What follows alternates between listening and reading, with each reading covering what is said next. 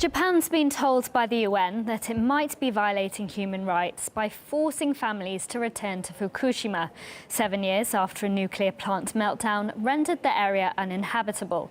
The Japanese government insists some areas are now safe, but the UN Special Rapporteur on Hazardous Substances says many feel they were forced to return.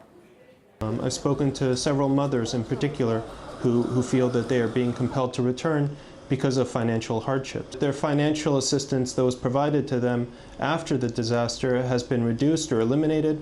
However, if you look at the actual recommendations, what the international bodies say is that they actually do not know what is an acceptable dose of radiation for children and women of reproductive age, and they urge utmost caution and a justification of any actions.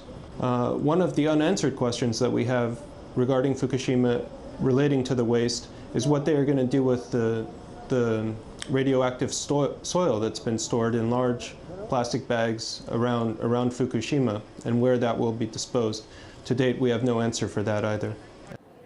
The UN says it's disappointed that Japan's ignored recommendations as to what constituted a safe level of radiation. After the nuclear disaster in 2011, the government raised the safety threshold 20 times. The UN report says such levels pose a significant danger to public health, especially children.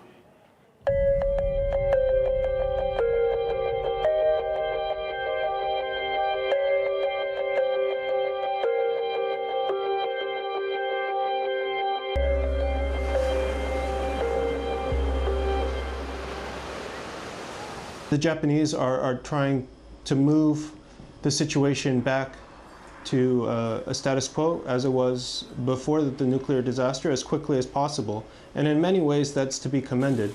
But there also may be a possibility, and this is why we're concerned, that the Japanese government is moving too quickly and perhaps not ensuring an adequate level of safety, in particular for vulnerable groups such as pregnant women and children. The Japanese Foreign Ministry says the UN's report is based on one-sided information which could cause unnecessary fears about Fukushima.